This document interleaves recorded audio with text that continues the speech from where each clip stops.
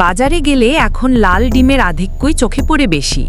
সাদা ডিমও খুব একটা অস্বাভাবিক নয়, কিন্তু নীল ডিম কি কখনো দেখেছেন?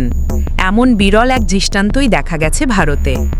কর্ণাটকের ধাভানগেরে জেলায় এক কৃষকের খামারে মুরগির নীল ডিম ঘিরে চাঞ্চল্য তৈরি হয়েছে।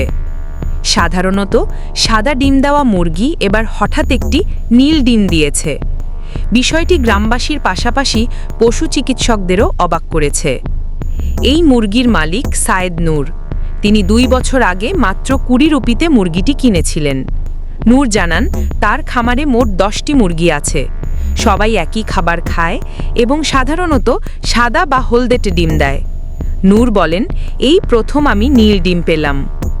ডিমটি দেখতে নূরের বাড়িতে গ্রামবাসী ভিড় জমাচ্ছে।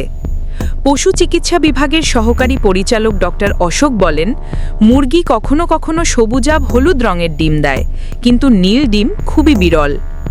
তিনি জানান, কিছু মুরগির অগ্নাশয়ে থাকা এক ধরনের রঞ্জক পদার্থ বিলিভার্ডিন খোলসের রং বদলে দিতে পারে। নূরের বন্ধু হাফিজ বলেন, এই মুরগি সবসময় সাদা ডিম দিত, 2 দিন আগে হঠাৎ নীল ডিম দিয়েছে। এর রং দেখে অবাক হয়েছি, এর আগে কখনো নীল ডিম দেখিনি বা শুনিনি। পশু চিকিৎসক ডক্টর রঘু নায়ক জানান, বিলিভার্ডিন নামের রঞ্জক ডিমের খোলসে প্রভাব ফেলতে পারে। আবার কোনো জিনগত সমস্যা বা খাবারের ভিন্নতার কারণেও এমন ঘটনা ঘটতে পারে। ডিমটির ছবি তুলে রেখেছেন সায়েদ নূর। তিনি বলেন, আমি জানিও না এটা কিভাবে হলো। ইতোমধ্যেই ঘটনাটি স্থানীয় গণমাধ্যমে ছড়িয়ে পড়েছে।